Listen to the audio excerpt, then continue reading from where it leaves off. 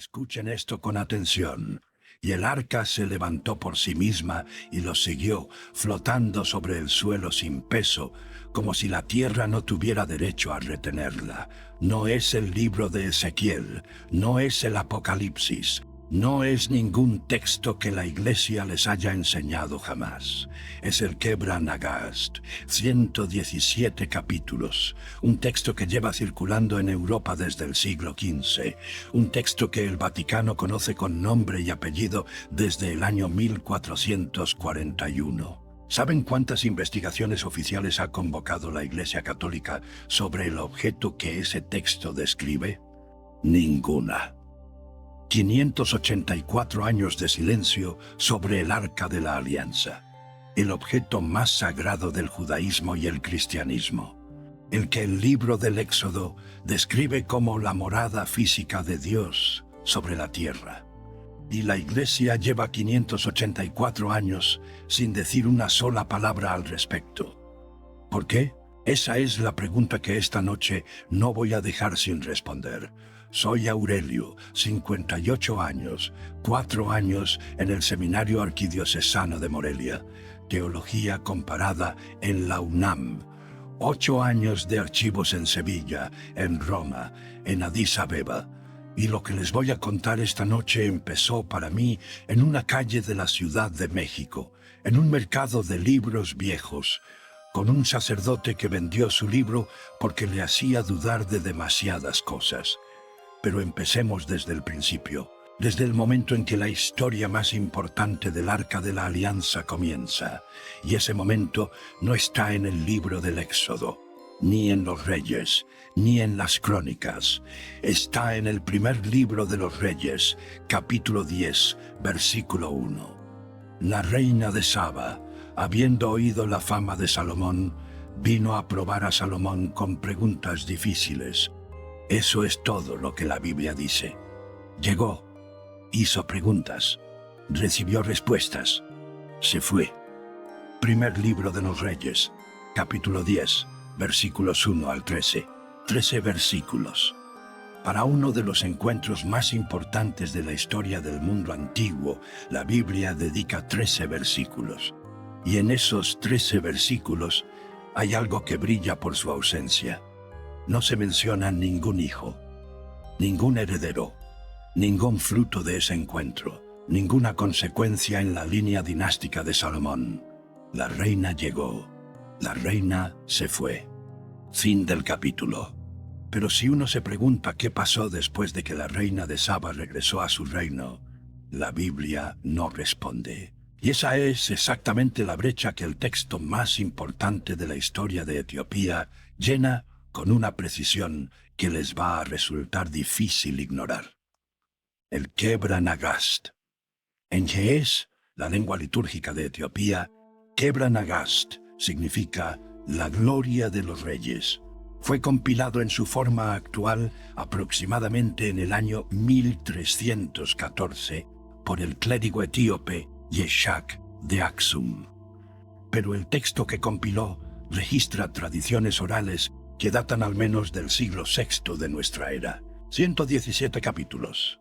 Los capítulos 30 al 94 describen la historia que la Biblia omitió. Y la historia que describen es esta. La reina de Saba se llamaba Maqueda. Gobernaba un reino que los textos etíopes localizan en lo que hoy es Etiopía y Yemen. Los textos árabes la llaman Bilquis. El Corán la menciona en la Sura Al-Naml, versículos 22 al 44, como la reina que se convirtió ante Sulaimán. Maqueda pasó varios meses en Jerusalén, aprendió la sabiduría de Salomón, y antes de partir, Salomón le pidió una cosa, una sola cosa, que no tomara nada de lo que era suyo sin su permiso, una promesa extraña para alguien a punto de emprender un viaje de regreso.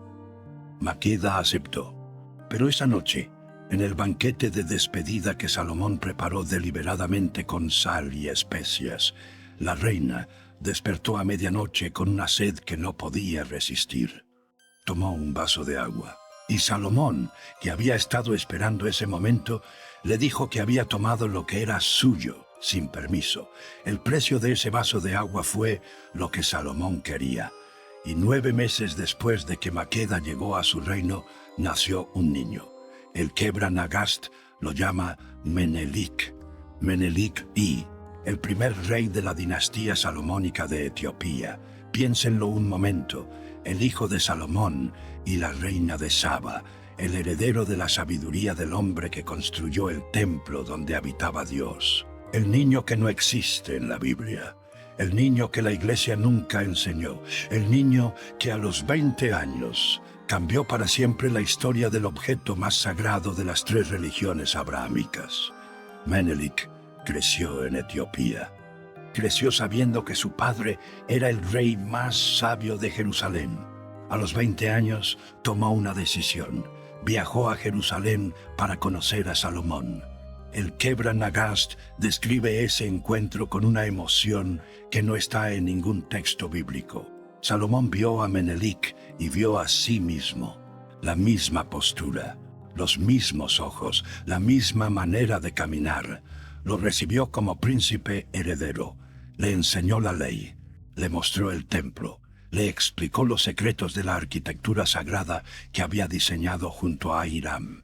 Y luego le propuso quedarse como príncipe heredero de Israel, como sucesor del trono de Salomón, como el hombre que continuaría la línea de David en Jerusalén. Menelik dijo que no, no por ingratitud, no por soberbia, sino porque Etiopía lo necesitaba, porque su madre lo esperaba, porque su pueblo necesitaba un rey. Salomón lo aceptó, lo dejó ir.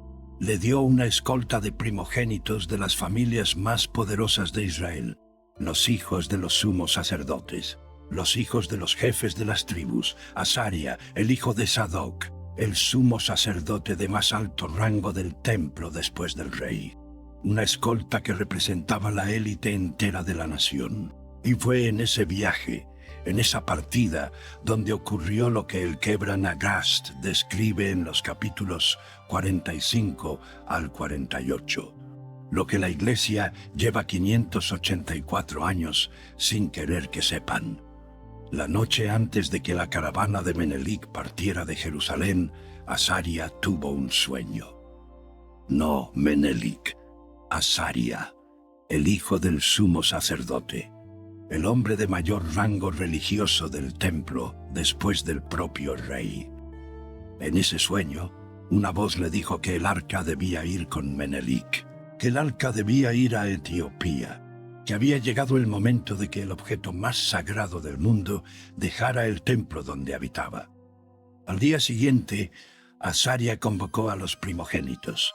Les explicó lo que había soñado y les propuso algo que, según el texto, les hizo temblar: robar el arca. No Menelik, no el hijo de Salomón, Azaria, el hijo del sumo sacerdote. Esa distinción es importante. El Kebra Nagast lo aclara con una precisión que los teólogos evitan citar. Menelik no sabía nada, no fue su plan, no fue su decisión, no fue su iniciativa. Fue su mejor amigo, el hijo del hombre de más alta autoridad religiosa del templo, quien ejecutó la operación. Y el mecanismo que usó fue este. El banquete de despedida duró hasta la madrugada. Azaria hizo que el vino corriera sin parar. Los sacerdotes bebieron, los guardias bebieron, los criados bebieron. Cuando todos dormían, Azaria entró al templo por una puerta que el texto llama la puerta del sur del lugar santísimo. Una puerta que solo los sacerdotes de más alto rango conocían. Llegó hasta el arca. La removió de debajo de su cubierta de seda. Y entonces ocurrió algo que el Kebra Nagast describe con una sola frase que no he podido olvidar desde la primera vez que la leí. Y el arca se levantó por sí misma y los siguió. No la cargaron, no la arrastraron. Flotaba sobre el suelo sin peso, como si el robo más importante de la historia de Israel fuera en realidad una partida voluntaria. como si el objeto mismo eligiera irse. El Kebra Nagast dice algo que los traductores modernos tienden a suavizar en sus versiones. Los primogénitos que acompañaban el arca en ese viaje de regreso no caminaban sobre la tierra, volaban. El arca los transportó por el aire sobre el Mar Rojo. Un viaje que normalmente duraba semanas, lo completaron en una sola noche, y cuando Menelik despertó esa mañana y sus compañeros le mostraron lo que habían hecho, su primera reacción fue el horror, el espanto ante lo que su amigo había hecho sin su permiso. Quiso devolverla, pero Azaria le dijo algo que el texto registra con una frase breve. El arca eligió venir. Nosotros solo la acompañamos. Al amanecer en Jerusalén, los sacerdotes descubrieron el robo. Corrieron al palacio. Salomón ordenó una persecución inmediata con toda la caballería disponible, a toda velocidad, sin perder tiempo, con la fuerza militar del reino más poderoso de la región. Llegaron hasta la costa, y ahí, frente al Mar Rojo, la persecución se detuvo. No porque el ejército fuera vencido, no porque el terreno lo impidiera, sino porque esa noche, en sueños, Dios se apareció a Salomón y le dijo que no persiguiera a su hijo, que el arca había ido a donde debía ir, que así lo había dispuesto. Salomón volvió a Jerusalén. El Kebra Nagast usa una expresión que en Yes tiene un peso que la traducción no captura del todo. Volvió en gran tristeza, el hombre que había construido el templo más grandioso del mundo antiguo para ser la casa de Dios, el hombre que había dedicado 7 años al edificio más elaborado de la historia de Israel, el hombre que en la ceremonia de dedicación del templo había pronunciado una de las oraciones más hermosas del Antiguo Testamento. Volvió a su palacio, a un templo vacío. Y aquí es donde toda esta historia se vuelve algo que me parece imposible de ignorar, porque hay un dato que los teólogos conocen perfectamente y nunca mencionan en el púlpito. La destrucción del templo de Salomón por Nabucodonosor ocurrió en el año 587 antes de nuestra era. Si el Kebra Nagast es correcto en sus fechas aproximadas, y Menelik se llevó el arca durante el reinado de Salomón en el siglo X antes de nuestra era, eso significa algo que debería cambiar por completo la manera en que entendemos la historia del primer templo. El templo de Salomón funcionó durante 350 a 400 años sin el arca en el lugar santísimo. El edificio que fue construido específicamente para albergar la presencia de Dios. El cubo perfecto de 20 por 20 por 20 codos, que el primer libro de los Reyes, capítulo 6, describe con tal precisión arquitectónica.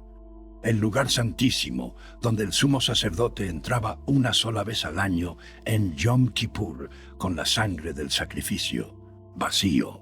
Durante siglos, los sacerdotes lo sabían, los sumos sacerdotes lo sabían, los reyes de Israel que sucedieron a Salomón lo sabían, y sin embargo el culto continuó, los sacrificios continuaron, las peregrinaciones continuaron. El Yom Kippur continuó. Lo que ardió en el año 587, cuando los ejércitos de Nabucodonosor entraron en Jerusalén y destruyeron el templo, no era la morada de Dios. Era un cascarón, un edificio magnífico, inmenso, lleno de oro y de cortinas bordadas y de querubines tallados, pero sin el objeto que era su única razón de existir. ¿Por qué la Iglesia no enseña esto? Porque enseñarlo significa admitir que el texto que lo documenta es auténtico. Y si el texto que lo documenta es auténtico, entonces el arca está en Etiopía. Y si el arca está en Etiopía, hay preguntas que la teología oficial no quiere responder. Voy a contarles lo que pasó en el año 1441. Porque ese año es donde el silencio del Vaticano deja de ser ignorancia y se convierte en decisión consciente. En 1441, el Papa Eugenio IV promulgó la bula Cantate Domino. Es el decreto para los coptos, resultado del Concilio de Florencia. En ese decreto, Roma reconoció formalmente a la Iglesia copta etíope. Estableció relaciones oficiales con la comunidad cristiana de Etiopía.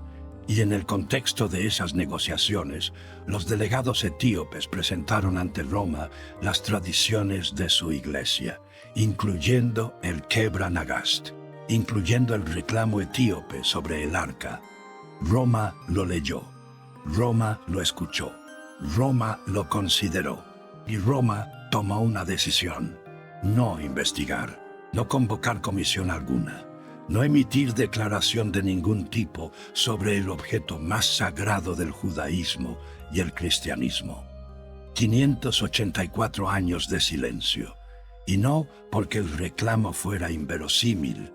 El Kebra Nagast no es un panfleto anónimo de circulación oscura, es el texto fundacional de la identidad nacional y religiosa de Etiopía. El académico E. A. Wallis Budge, del Museo Británico, publicó la primera edición crítica moderna con traducción al inglés en el año 1905, bajo el título La Reina de Saba y su único hijo Menelik, un libro académico, publicado en Londres, disponible en cualquier biblioteca universitaria del mundo, traducido a varios idiomas, citado por historiadores, teólogos, arqueólogos desde hace más de 100 años, y el Pontificio Instituto Bíblico de Roma, fundado en 1909, que ha producido volúmenes enteros sobre cada texto apócrifo, cada evangelio gnóstico, cada manuscrito del Mar Muerto, no ha publicado una sola investigación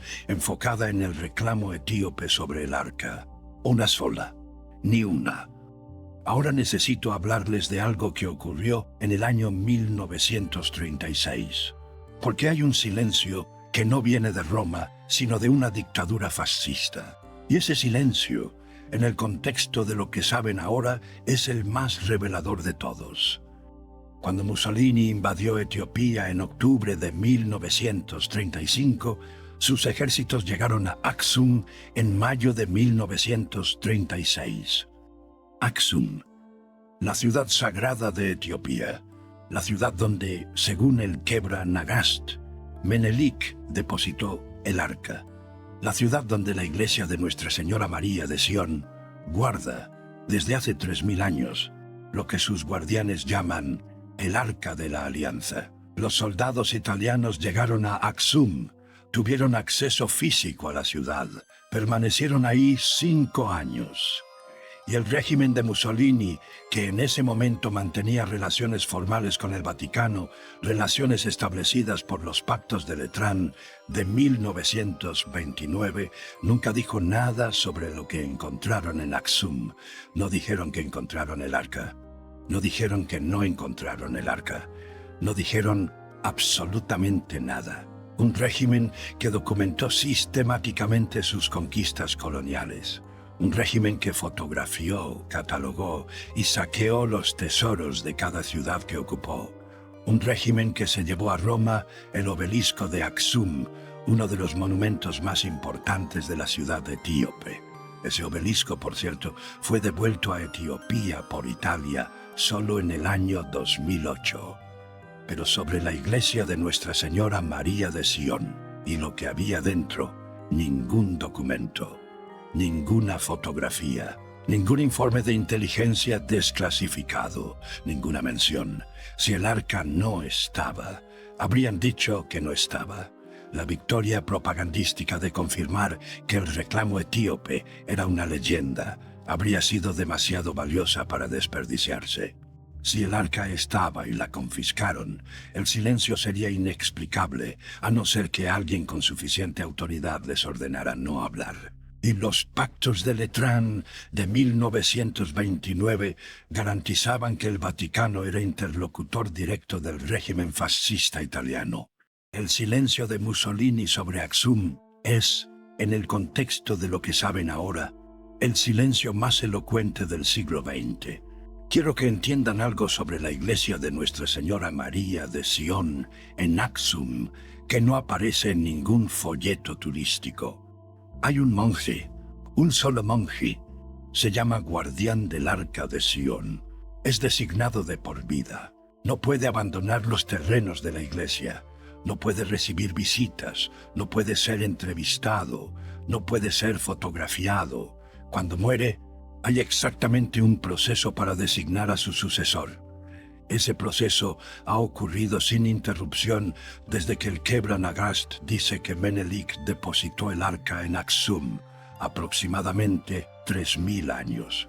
3000 años de una cadena ininterrumpida de hombres que mueren en ese puesto, que nunca salen, que nunca hablan, que dedican su vida entera a guardar algo que nadie fuera de esa iglesia puede ver. No ha habido excepciones, no para periodistas, no para arqueólogos, no para jefes de Estado, no para el Papa de Roma. El Papa Juan Pablo II visitó Etiopía, no fue a Aksum.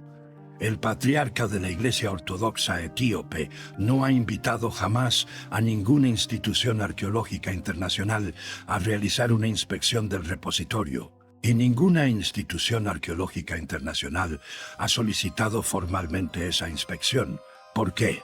El arqueólogo Graham Hancock, en su libro La señal y el sello, publicado en 1992, resume la razón que los académicos no dicen en voz alta. Si se prueba que el arca está en Aksum, toda la narrativa teológica occidental sobre el fin del primer templo requiere revisión radical. El templo funcionó vacío durante 400 años. Lo que Nabucodonosor destruyó era un cascarón.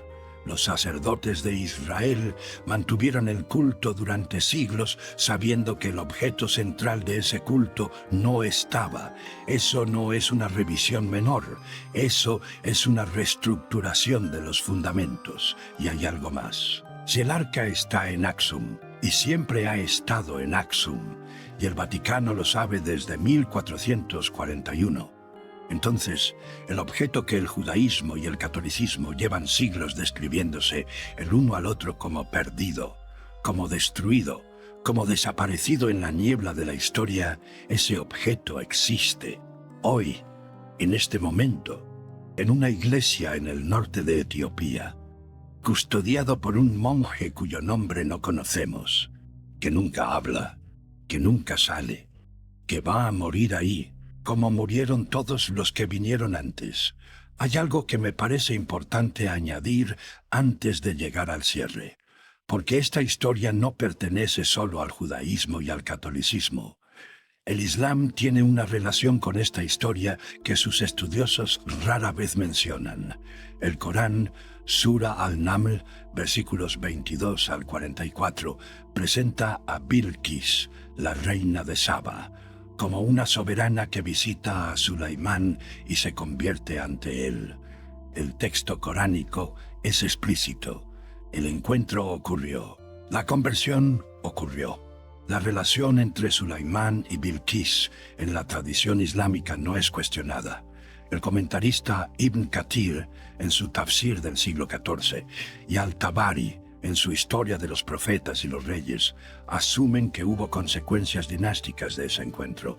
El Hadís no menciona explícitamente al hijo, pero el consenso de los comentaristas clásicos no niega la posibilidad. Y el Islam, que no tiene ningún interés institucional en negar el arca en Etiopía, nunca ha cuestionado la tradición etíope. Nunca. Lo que significa que las tres tradiciones abrahámicas, el judaísmo, el catolicismo y el islam, tienen relación directa con esta historia. Solo una de las tres ha tomado la decisión activa de no investigar. Solo una de las tres lleva 584 años en silencio sobre el objeto más sagrado del mundo bíblico. Permítanme contarles cómo llegué a este texto por primera vez. Tenía unos 34 años. Llevaba ya varios años fuera del seminario de Morelia. Investigaba en paralelo la historia de los textos que la Iglesia conservaba pero no enseñaba. Los documentos que estaban ahí, disponibles, accesibles, pero que ningún sacerdote les mostraría voluntariamente. Un viernes por la tarde fui al mercado de libros de la calle Donceles. Los que conocen la Ciudad de México saben de qué hablo. La calle de librerías de viejo más larga de América Latina, a 3 cuadras del Zócalo, a 100 metros de la Catedral Metropolitana, decenas de locales apilados uno junto al otro, con los libros desbordando los estantes y amontonados en el piso y colgados de las paredes. Ese lugar es, para alguien como yo, lo que un museo es para un historiador de arte. Una fuente inagotable de lo que el mundo imprimió y olvidó. Me detuve frente a un local donde un hombre mayor, de unos 70 años, llevaba décadas vendiendo libros de teología, filosofía e historia religiosa. Lo conocía de años de visitas. Era el tipo de vendedor que recuerda lo que tienes y lo que te falta. Me señaló una pila en la esquina. Ahí está algo que creo que te interesa. Era una edición española del Quebra Nagast de mediados del siglo XX. Encuadernación azul oscura. Páginas amarillentas. Algunas anotaciones en lápiz en los márgenes, con letra pequeña y apretada. Le pregunté de dónde venía. Me lo vendió a un sacerdote, me dijo. Y luego, casi de paso, sin darle importancia, añadió algo que llevo 30 años recordando. Dijo que lo vendía porque le hacía dudar de demasiadas cosas. Lo compré por lo que entonces equivalía a unos 10 pesos. Volví al departamento en Coyoacán. Me senté en el escritorio con el libro. Esa noche no dormí. No porque el texto fuera perturbador en el sentido de amenazante, sino porque era la primera vez en mi vida que leía un texto que describía el arca moviéndose por sí sola con la misma seriedad y el mismo nivel de detalle con que el primer libro de los Reyes describía la construcción del templo. No era mitología vaga, no era el tipo de relato que uno identifica inmediatamente como narrativa alegórica. Era un texto que nombraba a sus personajes con apellidos y funciones específicas. Azaría, hijo de Sadoc, el hijo del sumo sacerdote, con su rango, su función, su motivo. Era un texto que describía el mecanismo con precisión técnica, la puerta del sur del lugar santísimo, el banquete, el vino, la madrugada. Era un texto que explicaba la reacción de cada personaje, la decisión de Menelik, el horror inicial, el sueño de Salomón, la orden de no perseguir. Y era un texto que tenía una coherencia interna que ningún teólogo había convocado a examinar formalmente. Eso fue lo que no me dejó dormir, no la historia en sí, la combinación de la historia y el silencio. El silencio del sacerdote que vendió su libro porque le hacía dudar de demasiadas cosas. El silencio del Vaticano desde 1441. El silencio de los arqueólogos. El silencio de las instituciones bíblicas. El silencio de Mussolini en Axum. El silencio del guardián que muere en su puesto sin hablar. Tantos silencios sobre el mismo objeto. Y no pude evitar pensar que los silencios acumulados sobre un solo tema en la historia tienden a explicarse de una sola manera. Cuando muchos saben y nadie habla, la razón no suele ser ignorancia. Suele ser que lo que saben es demasiado incómodo para decirlo. Quiero decirles algo que me parece honesto reconocer antes de terminar. Hay académicos serios, investigadores respetables que cuestionan la historicidad del Quebra Nagast, que señalan que fue compilado en el siglo XIV, que señalan que las tradiciones orales que registra son difíciles de verificar independientemente, que señalan que la arqueología en Axum es limitada y que ninguna excavación ha producido evidencia directa del arca. Esas objeciones son legítimas. No las descarto, pero hay una respuesta a esas objeciones que ninguno de esos académicos suele formular. Si la historia de Menelik es inverosímil, Si el reclamo etíope no tiene fundamento, si el Kebra Nagast es simplemente una narrativa nacional de origen sin valor histórico real, ¿por qué la Iglesia Católica no ha dicho eso? La Iglesia ha condenado textos apócrifos, ha investigado reclamos heterodoxos, ha emitido declaraciones sobre objetos sagrados, sobre reliquias, sobre lugares de culto. Ha dedicado siglos enteros a debates sobre la autenticidad de piezas de menor importancia que el Arca de la Alianza, y sobre el objeto más sagrado de la tradición bíblica, sobre el que existe un texto de 117 capítulos que lleva circulando en Europa desde el siglo XV, la Iglesia no ha dicho nada, ni que sí, ni que no, ni que la historia es creíble, ni que la historia es inverosímil. Nada. 584 años de nada. Ese silencio no es ignorancia. Ese silencio es una decisión. Y las decisiones de ese tipo, en la historia de las instituciones, se toman cuando la respuesta honesta es más peligrosa que el silencio. Hay un dato más que quiero darles antes de terminar. El último emperador de Etiopía fue Haile Selassie. Gobernó de 1930 a 1974. La Constitución etíope de 1955 establecía como principio de legitimidad imperial la descendencia directa de Menelik I, hijo de Salomón y Maqueda. No como símbolo, como principio constitucional, como fundamento legal del derecho a gobernar. Haile Selassie afirmaba ser el eslabón 225 en la línea de sucesión directa desde Menelik I. 225 generaciones. 3000 años. Ningún gobierno occidental, ningún canciller, ninguna institución internacional cuestionó jamás esa reivindicación dinástica.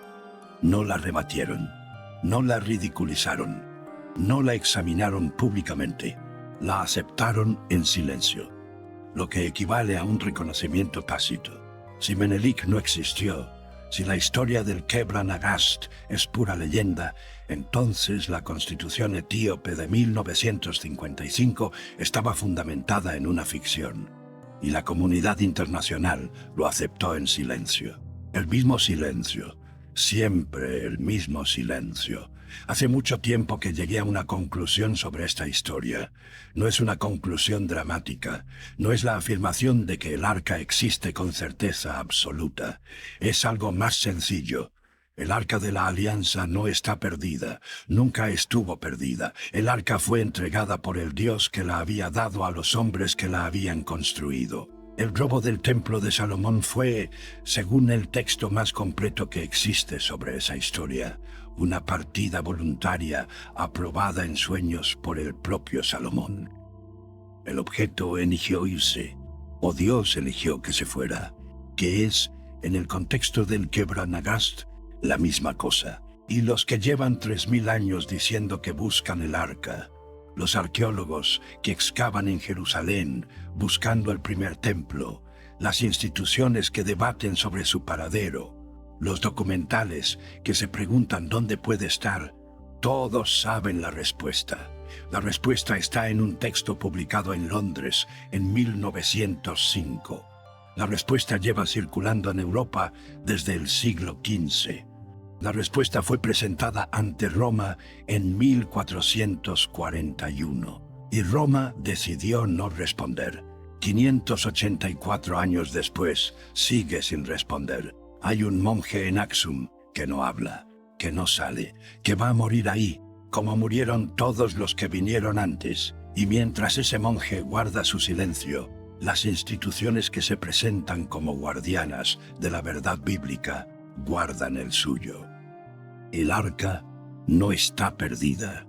Está exactamente donde el hijo de Salomón la dejó hace 3000 años. En la única ciudad del mundo donde un hombre consagra su vida entera a no decir una sola palabra sobre lo que guarda.